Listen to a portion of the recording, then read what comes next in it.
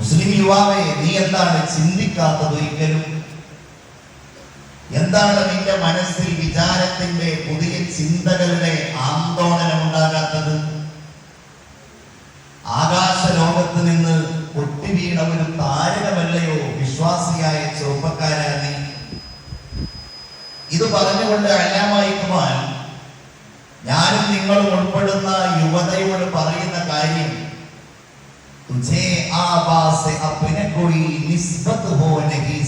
അതൊരു വിമർശനമായേക്കാം, ഉൾക്കൊള്ളുവാൻ കഴിയണം. നിന്റെ പ്രപിതാക്കന്മാരുമായി നിനക്ക് യാതൊരു ബന്ധവുമില്ല, നിനക്കും പറയാൻ കഴിയുന്നു. അവർ ചെയ്യുന്നവരായിരുന്നു. നീ ഒരിടത്ത് ഉറച്ചു നിൽക്കുകയാണ്, ഒരേ സ്ഥലത്ത് ഇരിക്കുകയാണ്, കിടന്നുറങ്ങുകയാണ്. എന്നാൽ അവർ സഞ്ചരിക്കുന്നവരായി. സർവാധിനാഥനായ അല്ലാഹു ഈ ഉമ്മത്തിന്റെ നന്മകൾ വിളംബരം ചെയ്തുകൊണ്ട് നടത്തിയ എന്തെല്ലാം ഉജ്ജ്വലമായ പ്രകാശനങ്ങളുണ്ടോ അത് മുഴുവൻ സ്വീകരിച്ചവരുടെ മാർഗത്തിൽ തന്നെയാണ് SKSSFന്റെ ഈ സംഘടനാ തലത്തിൽ പ്രവർത്തിക്കുന്ന ഓരോരുത്തരും എന്ന് ഉൾക്കൊള്ളുവാൻ നമുക്ക് ഓരോരുത്തർക്കും സാധ്യമാകണം.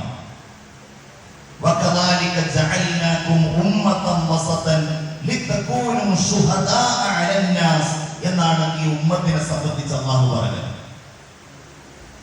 നിങ്ങളെ അല്ലാഹു ഒരു മധ്യമ സമുദായമാക്കിയിരിക്കുന്നു. മുഴുവൻ ജനങ്ങളുടെയും സാക്ഷിയാണ് നിങ്ങൾ. ഇതിന്റെ വ്യാഖ്യാനങ്ങളിലേക്കും വിശദീകരണങ്ങളിലേക്കും ഞാൻ ഈ സന്ദർഭത്തിൽ കടക്കാൻ ആഗ്രഹിക്കുന്നില്ല.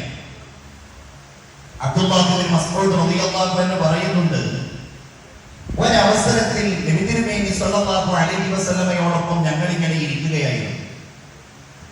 നബി തിരുമേനി ഞങ്ങളോട് ചോദിച്ചു, സ്വർഗത്തിന്റെ 4 ഭാഗക്കാരാകാൻ നിങ്ങൾ ആഗ്രഹിക്കുന്നുണ്ടോ?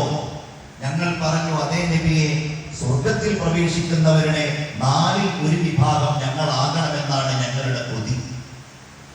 പിന്നെ നബി ചോദിക്കുന്നത്, 3 ഭാഗമായാൽ എങ്ങനെ ഉണ്ടാകും? ഞങ്ങൾക്ക് അതും ഇഷ്ടമാണ്. അവർ പ്രതിവചിച്ചു.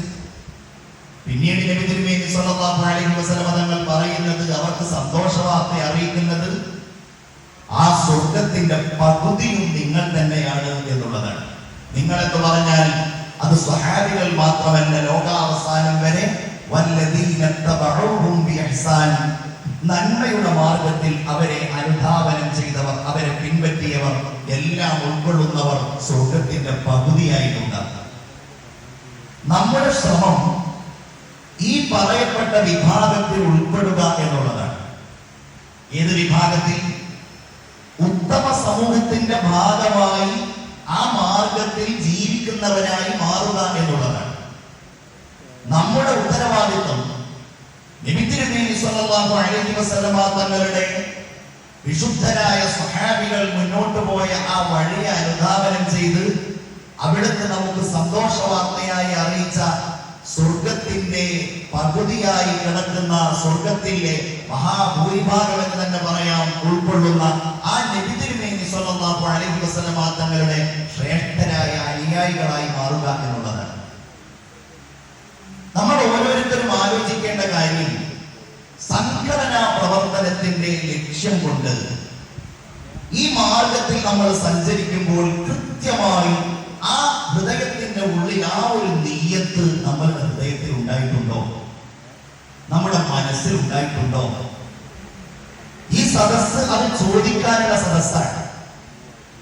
SKSSFന്റെ പ്രവർത്തനങ്ങളോ SKSSFുമായി ബന്ധപ്പെട്ട് നടത്തുന്ന സംഗതികളോ ഒരിക്കലും നമ്മൾ എപ്പോഴും മറ്റുള്ളവരോട് പറയുന്ന കാര്യമാണ്, അതിന് ഭൗതികമായ താല്പര്യങ്ങളോ ലക്ഷ്യങ്ങളോ ഇല്ല എന്നുള്ളത്. ഒരുപക്ഷെ പിറകെ നമുക്ക് ഒരുപാട് അതിന്റെ പേരും പെരുമയും സംഘടനാ തലത്തിലുള്ള സംവിധാനങ്ങളും എല്ലാം നമ്മൾ ആവിഷ്കരിക്കുമ്പോൾ ഭൗതികമായ രീതിയിലുള്ള സൗകര്യങ്ങളും നേട്ടങ്ങളും നമുക്ക് വന്നിട്ടുണ്ടായിരിക്കാം. പക്ഷെ സംഘാടകനെ സംബന്ധിച്ചിടത്തോളം, അഥവാ നമ്മെ ഓരോരുത്തരെയും കുറിച്ച് വിലയിരുത്തുമ്പോൾ നമുക്കത് ഉണ്ടാകുവാനേ പാടില്ല എന്നുള്ളത് ഓരോ പ്രവർത്തകന്റെയും ഹൃദയത്തിൽ വലിയ ഒരു വിചാരമായി, ഒരു നിയ്യത്തായിട്ടുണ്ടാകും. അങ്ങനെ ഉണ്ടാകുമ്പോഴാണ് നമുക്ക് ഇഖ്ലാസ് ഉണ്ട് എന്ന് പറയാൻ പറ്റുകയുള്ളൂ. എന്ന് പറയാൻ പറ്റുകയുള്ളൂ.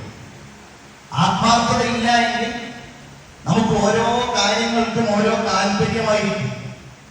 ഒരു കാര്യം നിങ്ങൾ നോക്കൂ, അങ്ങനെ ഭൗതികമായ എന്തെങ്കിലും മാനദണ്ഡങ്ങളോ താല്പര്യങ്ങളോ മുന്നിൽ കണ്ട് പ്രവർത്തിക്കാൻ നാം തീരുമാനിച്ചാൽ ഈ ലോകത്തോ പരലോകത്തോ അതിനൊരു നേട്ടവും നമുക്ക് കാണുവാൻ